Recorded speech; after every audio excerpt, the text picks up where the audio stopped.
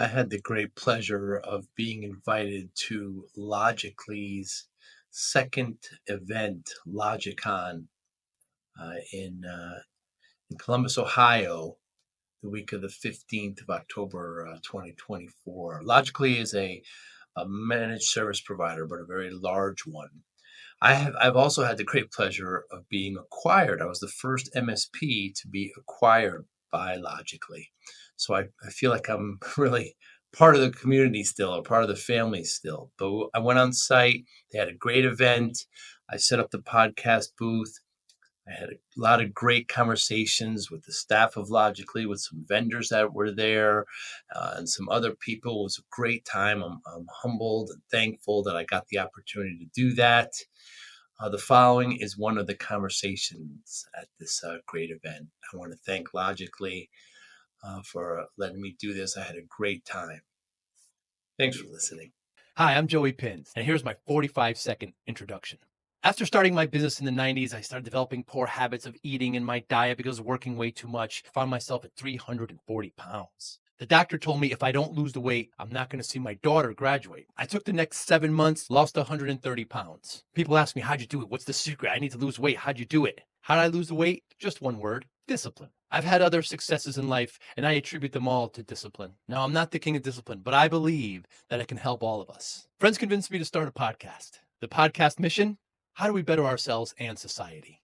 I talk to interesting people in health, fitness, sport, wellness, business, technology, science, art, and culture. And I eventually ask them how discipline plays a role in their life. Podcast vision: growth through learning from others. Roy, it's nice to meet you. Nice to meet you too. Roy Watanabe. That's a great last name.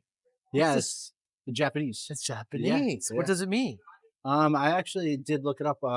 It means like people by the water, I believe. Ah, very cool. Wata. Ah, I don't know the last part of it. So we're here in Columbus, Ohio at LogicCon, second year. What are some of your goals this week? Really to connect with some people that I've known for a while. Like I've made some good relationships at Logically,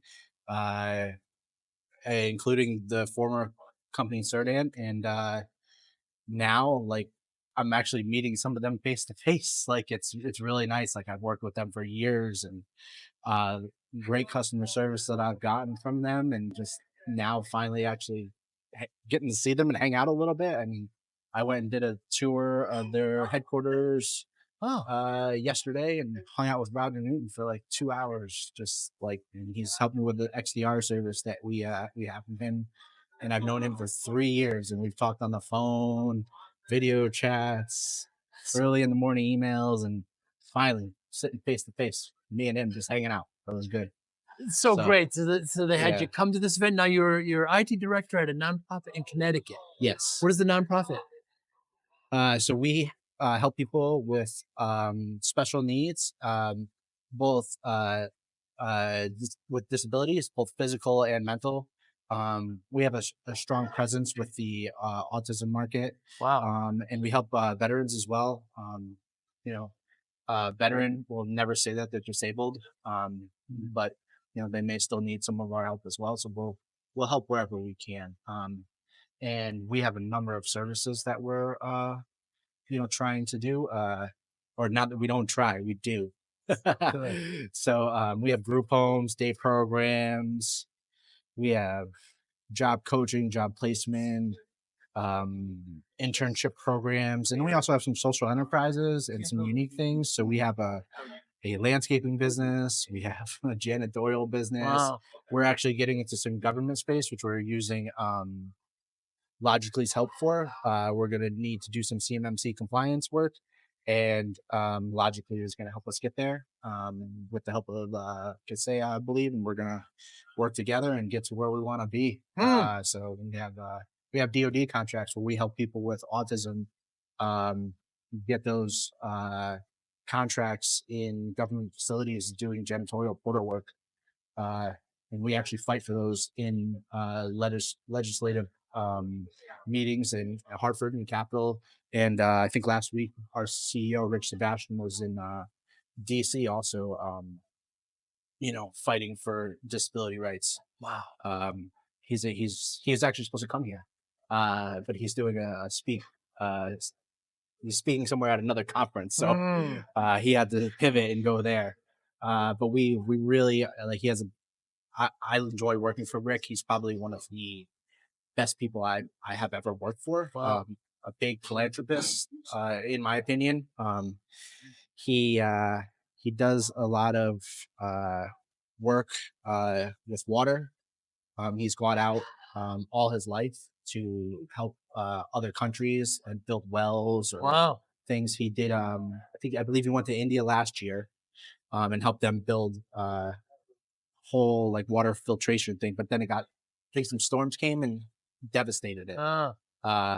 But after that trip, some people from India actually came to our facility during our board retreat last year, and they were working with people with autism in their communities. In India, in some of these communities, when you have autism, you're almost shunned, and it's kind of unfortunate. And they're trying to bring a light to that. So they're really saying, like, when you have autism, you almost don't come out of the house. Like that's it. You don't get to live. Like it's embarrassing to the family.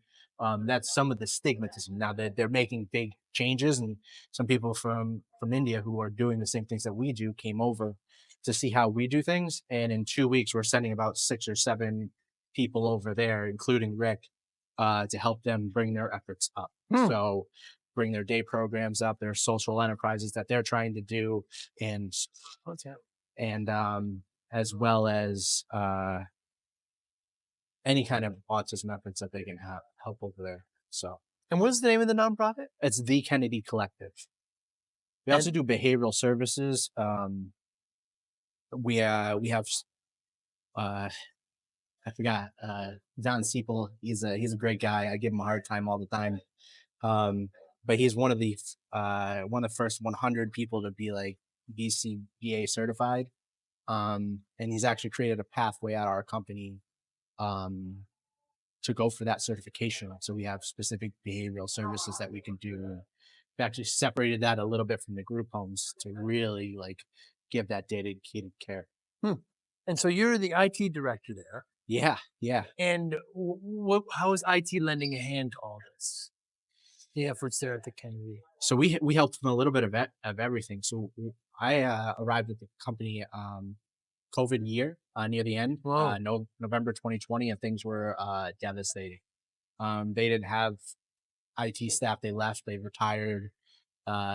Everything was thrown in boxes. So when I got there, up until now, I've really just been helping them get back where we should be. Whether they were there before I got there or not, I'm not sure. But I mean, just making sure that everyone can communicate safely with each other and getting certain processes that were broken functional again has been quite a journey. And I've used Logical's help along the whole way. It's been great. So Roy, how is AI going to help in your area in nonprofits? So one area I know it already helps is we use the XDR service with Roger, and they work with Sekion, who uses AI, and they've been using it. And they gave a panel talk a little while ago where they've been using it for 6 years already, identifying weird login attempts, etc. So we've had that running for about 3 years now. So there's additional ways, but we are moving slow, as we know. It needs to be secure. We are piloting some of the pilot licenses, piloting the co-pilot licenses, right? We're piloting some of that and seeing how it's going, but we're doing it in a very small group of people. And then we're going to work with Logically to really harden that down and see if we want to open it up for more. It's important to have a great partner like Logically in these kinds of endeavors to help this great organization that you're in. Yeah. So as I came to this organization, I didn't come here to be a leader. I came to work just as a support specialist. When I got there, I realized that they didn't have a leader in their IT department. Soon to realize I was the only one in the IT department. And then I built the team from there. So it's been a big journey. And I've had the people above me So now I'm working with Logical's VCIO service, so that way I can get to talk with somebody who has the experience that I don't have, as I didn't come into this company as a manager, and now I've been promoted from support specialist to manager to director, who is also on the leadership team for the company. And I know I have a lot to develop myself. And I come to events like this to do so. What are some of your challenges? Right now, I think my biggest challenge is procedures and policies. Actually writing that down and getting the buy-in from the leadership team. Yeah, I'm on the leadership team, but I still feel that's one of my biggest challenges is all this compliance will need to come from the top down. I know that. As you know, the IT director there, I feel like I wear many hats, trying to, keep our data safe, compliance, security, and infrastructure. It's a lot. And, we've been developing our team and we're seeing how we can offload some of that logically and still progress everything. Because when I started, we had 800 employees in the beginning of COVID. When I started, we had 500.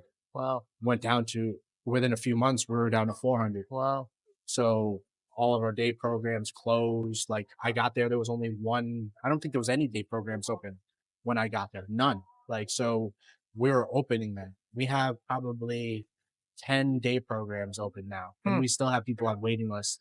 But we still need to fill staff. And as a nonprofit, it's like retention problem filling staff. So, and when we talk about that, retention, you're offloading, onboarding employees. That's a lot of work as well. So that's another huge challenge, offloading and onloading employees. But we've been working with another company called Roost and, looking at doing some automation. Yeah. Yeah. And hopefully we can leverage AI at some point in there, because through this conference, I've heard of interesting things that you can do.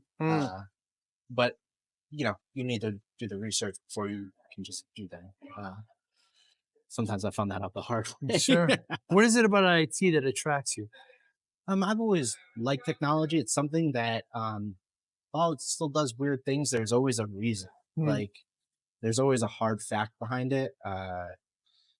There's like, the theory comes from science, not based on like mythology or something, like not faith based. It's 1 + 1 = 2, or in this case 1 + 0, Right? or 0 + 0, etc. So so it's always been something that you can it really made sense. Like I wasn't very good in school. I didn't really like school, but when I went to a math class, I didn't pay attention and just got hundreds on the exams, because it just made sense to me. Like I could just put it together and it made sense. English, social studies. Why did that person attack that person? I don't get it. What was their name? How is that? Like, it's not like it. It was always very hard for me to tackle that. I'm getting much better at that now, and I've enjoyed a lot of audiobooks to help me get there. One of the best books I read recently was Kara Swisher-Byrne book.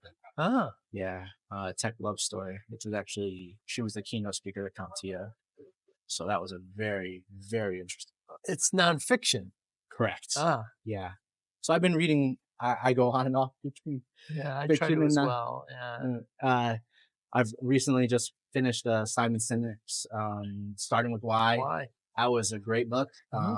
Also listened to the Five Dysfunctions of a Team. That was also a great book. Yeah. And then I'm also reading E-Myth.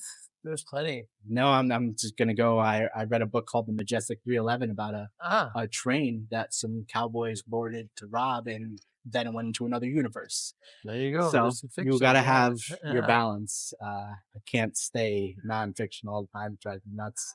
Me too. Me but, too. you know. But you seem more science, Roy, than art. You like one answer. Yeah. Versus Yeah. Well, it's easier. I don't know if I like it. It's easier though. It's easier to understand. So it was easy for me to excel at. It's easy for me to excel at. I feel on the other side, I like where I work.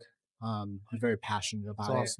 awesome. Previously, I worked as like a in between person between a bank and an employer for 401ks, and I just help PDFs. And I know, like at the end of the day, I'm helping somebody with a retirement, but every day was PDFs. Like every day, word PDFs, word PDFs, word PDFs. Like so, it was nice to have a transition where I was actually, providing some more it was more beneficial. Mm. In your downtime, does it still involve tech, or do you go off the grid? I go off the grid. I don't like cell phones. Fascinating. Yeah, I gotta be the only IT guy who doesn't like cell phones. Huh. I hate them because they're just a constant attachment. Right? Interesting. People can always get a hold of you through your cell phone, and in IT, like you can somebody can get a hold of you for anything. Hey, my password needs to be reset. Hey, this web application flips. Okay. Mm. I'll be right there. So no video games when you're offline, or No, I did play a little video games, but I wasn't an avid video gamer. I actually have a son now, 20-month-old. So and he uses the ball full of fun. So yes. right before these events, I always try to do something Oh, as fun as I can with him. We went to the Sacred Heart University planetarium in Bridgeport. the one in Yeah, Bridgeport, sure. yeah. Sure. So Yeah. I'm actually going through the Bridgeport Leadership Program right now through the BRCC. I've also gone through the Valley Leadership Program, learning about the history of the Valley and Bridgeport and the communities that I serve, because we have a big presence in both of those areas. Connecticut, yeah. Yeah. Has there been anything in like recent history within the last 30, 60 days, large or small, that you've changed your mind on? Doesn't have to be anything huge, just anything at all. Well, something that I just can't get out of my mind is a new concept that I've learned in the leadership program. It's called Built Form.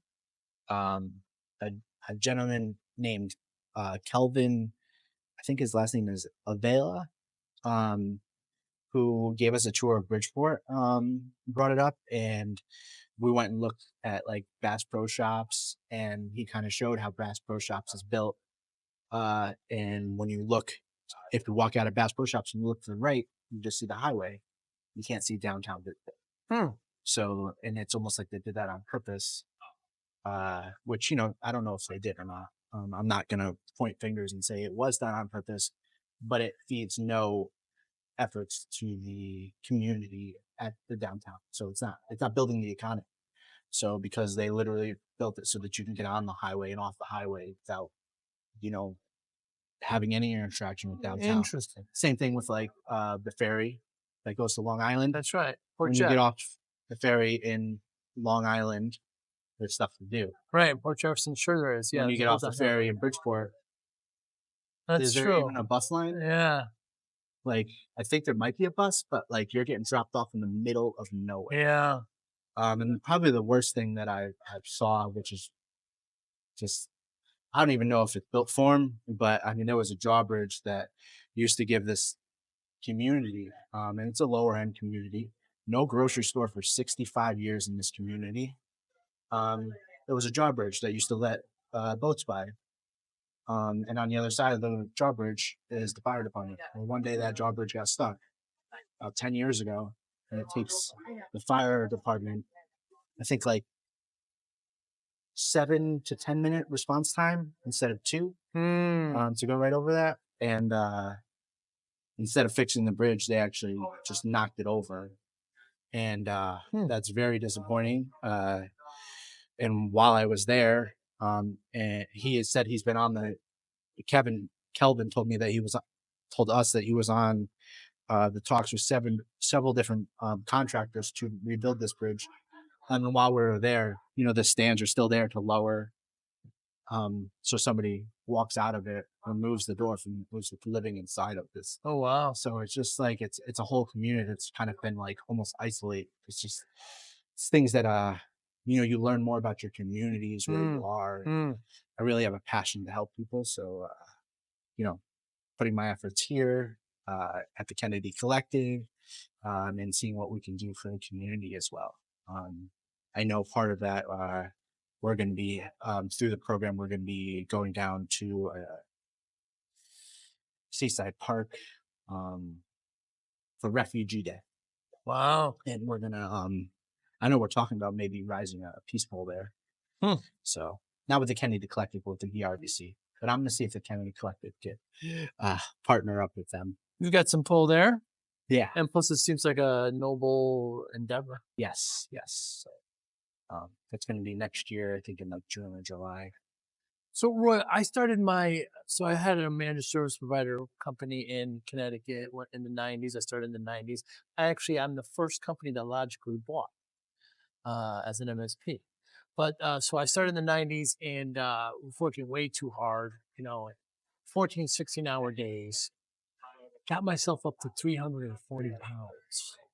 Doctor says to me, if I don't lose the weight, not going to see my daughter graduate. She was just born. Scared the life out of me, right? Spent the next 6-7 months, lost about 130 pounds. People ask me how I did it like there's some secret. I said, there's no secret, just discipline. That's how I got focused. I got routine. I wonder how discipline plays a role in your life.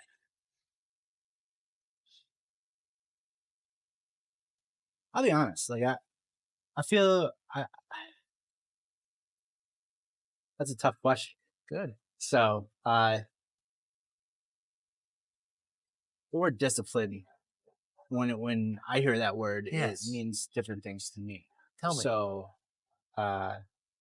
discipline, is something that somebody may receive for doing something bad, which I don't really believe in. Just I believe in making people better. Right. So, with that being said, I kind of do understand what you're asking. And how do I keep myself in line? It's very tough. And I wouldn't be able to do it without drive because I am constantly outside of my discipline, and my passion for what I do and the people I serve drives me back consistently. And without that, I know I would just fall off. Wow. But So they're indirectly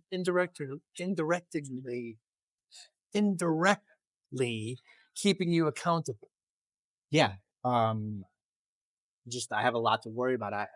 We're a $35 million nonprofit. Like at the end of the day, I have 400 something people that rely on me. When I first got there, all I could think about was if I don't do a good job, this company will not be here. Wow. This company will not be here in 2 years. If I'm not doing a good job, this company is not going to make it. Like period. Like, or somebody else has to come in and do it, which may not have been happening beforehand. So who knows who's going to come in? And I know that's a lot of weight to put on someone's shoulders. And I know I shouldn't have done that to myself, but at the same point, like there's 400 people that are relying that somebody's doing the right thing. And we have built a team of people in the IT department, and we have built reliable partners that we could trust with to really build us up. What motivates you, Roy? What motivates me? People doing the wrong thing. People doing the wrong thing motivates you. Yeah. So, as I age, like, I'm not even 40 yet. So as I age, right? I've been through a lot in my life though. Medical stuff, childhood, all kinds of troubles. So like, I feel like I'm a little older than I should be. What motivates me? When I was younger and I saw bad things, like it's easy to ignore. And then as more things affected me and I see these things happen, the bad things are what motivates me because we need more good people to do good things. And it frustrates me a lot. Like I'm very passionate about some things, like and my wife still gives me a hard time. I can go into a Walmart and I see somebody who is old at the cash register who may not look like they want to be there, and I'll just build up this whole thing in my mind about how we should be supporting that person better. What if they, what if they shouldn't be? What if they're working there because they have to? I get that some people may want to be there because they need something to do, but at some point, like, we should be able to help that person. Like, who wants to still work at Walmart at 70 something years old to pay their rent? Mm. And then I'll create that story in my head, and I'm just like, we need to help people. We need help. And my mom actually had a lot of connections with the Kennedy Collective when I was younger. She actually dropped people off into the day programs, and I would sit in the van as like a child Wow. while people were getting dropped off. So one day I was just looking for jobs, and I'm like, I need to progress. I need to move on. And I saw that, and I'm like, give it a shot. And I got there, and it's probably the best decision I've ever made. Mm. And it seems like you've also made a big shift because of your son. Yeah. Actually, I put so much time into work before my son was born that it's actually been a struggle now after he's been born to do that balance. Wow. Because they needed a lot of help. And, I've been with my wife for a long time. Like, if I'm working a 13, 14-hour day before he was born, she'll be watching the Gilmore Girls. Right. So, I mean, it's fine. I can go upstairs and work my laptop. Now it's different. You can't work with him around. He'll help you with your keyboard. And that's not something some of them might think you're swear words when all these little symbols come through, but it's just my son jamming on the keyboard. But yeah, I find it's actually a harder balance for me. I just love spending time with him, but I also love what I do. It's very feels weird, to be honest. It feels real weird. How's it weird? Because I know Just there's people different. here that are depending on me at the Kennedy Collective, but that's my family. Like, I need to spend time. I know you guys need me, but so does my family. Like, so making that divide and giving the Kennedy Collective a little less has been hard, just emotionally, because I've done so much there that I'm trying to say, okay, no, let's see how you handle this while I go do this now. And I want you to try to do this while I do this now. So that whole transition has been hard. That has also been my transition from manager to director, from, non-parent to parent. So it's a multi jump at the same time, non-leadership to leadership as well. Like, I'm on the leadership team. So it's all been a big shift. And over the last year, I've really made a big effort in developing myself for that transition. So your advice to people, Roy, for life-work balance is what? Use your calendar. Use tools. Yeah, use your calendar. No, really. When you know it's your time with your family, shut it off. That's the best. Because if I don't shut it off and I answer that phone, it could be half hour, it could be 45 minutes. Right. It could be 2 minutes. Most of the times it's not 2 minutes. Even though everyone thinks it's 2 minutes, it could be a half hour. It could be 7 hours, and it may not be that big of an issue either. But your family needs you. And I would consider that probably, that is the most important. Because at the end of the day, while the Kennedy Collective needs me, they can replace me, and my family can't. So at least they shouldn't. If they're listening, they shouldn't. And your employer wants you to be happy because to be more effective. So you being better at home, working more with your family, being a great dad, being a great partner will actually help them as well. It's a bit symbiotic. Yes. I'm a big proponent of that with my employees as well. My 3 guys, like, we are a solid team. And that's really what that's what I'm most proud of at the Kennedy Collective. At home, my son, at the Kennedy Collective, my team. Hmm. And one thing I did learn from 5 dysfunctions of the team is that I need to remember that I have 2 teams now. Yeah. My leadership team tool is the best, but I need to dive into that more than the team I developed. But I've made it known I love my team, and my team loves each other, and we're all very motivated. It's great. We have a great cohort together. It's inspiring, Roy. Anybody listening, if they want to get in touch with you, probably LinkedIn. What's the best way to get in touch? Yeah, LinkedIn. I'm love to talk to people. I love to communicate. I've been at this cafe a couple times already. Great. I'm going back a couple more times. I enjoy reaching out to people and having just conversations.